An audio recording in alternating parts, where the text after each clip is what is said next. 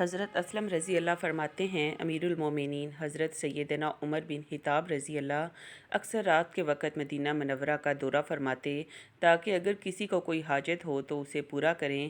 ایک رات میں بھی ان کے ساتھ تھا۔ چلتے چلتے انہیں تھکاوٹ محسوس ہوئی تو وہ ایک گھر کی دیوار کے ساتھ ٹیک لگا کر کھڑے ہو گئے۔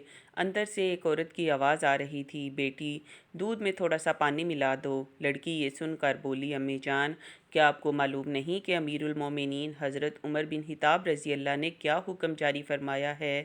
اس کی ماں بولی، بیٹی ہمارے خلیفہ نے کیا حکم جاری فرمایا ہے؟ لڑکی نے کہا، حضرت عمر نے یہ اعلان کروایا ہے کہ کوئی بھی دودھ میں پانی نہ ملائے۔ ماں نے یہ سن کر کہا، بیٹی اب تو تمہیں حضرت عمر نہیں دیکھ رہے، انہیں کیا معلوم کہ تم نے دودھ میں پانی ملایا ہے؟ جاؤ اور دودھ میں پانی ملا دو۔ لڑکی نے یہ سن کر کہا، خدا کی قسم میں ہرگز ایسا نہیں کر سکتی کہ ان کے سامنے تو ان کی فرما برداری کروں اور ان کی غیر موجودگی میں ان کی نافرمانی کروں۔ اس وقت اگرچہ مجھے امیر المومنین نہیں دیکھ رہے لیکن میرا رب تو مجھے دیکھ رہا ہے، میں ہرگز دودھ میں پانی نہیں ملاؤں گی۔ حضرت عمر فاروق رضی اللہ نے ماں بیٹی کے درمیان ہونے والی تمام گفتگو سن لی تھی۔ آپ نے مجھ سے فرمایا، اے اسلم اس گھر کو اچھی طرح پہچان لو۔ پھر آپ ساری رات اسی طرح گلیوں میں دورہ کرتے رہے۔ جب صبح ہوئی تو مجھے اپنے پاس بلایا اور فرمایا، اے اسلم اس گھر کی طرف جاؤ اور معلوم کرو کہ یہاں کون کون رہتا ہے اور یہ بھی معلوم کرو کہ وہ لڑکی شادی شدہ ہے یا کنواری۔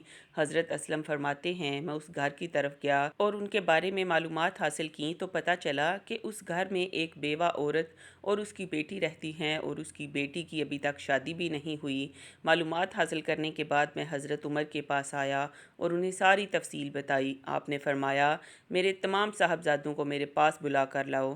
جب سب آپ کے پاس جمع ہو گئے تو آپ نے ان سے فرمایا، کیا تم میں سے کوئی شادی کرنا چاہتا ہے؟ حضرت عبداللہ بن عمر اور حضرت عبد الرحمن نے عرض کی، ہم تو شادی شدہ ہیں۔ پھر حضرت عاصم بن عمر رضی اللہ کھڑے ہوئے اور عرض کی، ابا جان میں غیر شادی شدہ ہوں، میری شادی کرا دیجئے۔ چنانچہ آپ نے اس لڑکی کو اپنے بیٹے سے شادی کے لیے پیغام بھیجا جو اس نے بخوشی قبول کر لیا۔ اس طرح حضرت عاصم کی شادی اس لڑکی سے ہو گئی۔ پھر ان کے ہاں ایک بیٹی پیدا ہوئی، اس کا نام عاصم رکھا گیا۔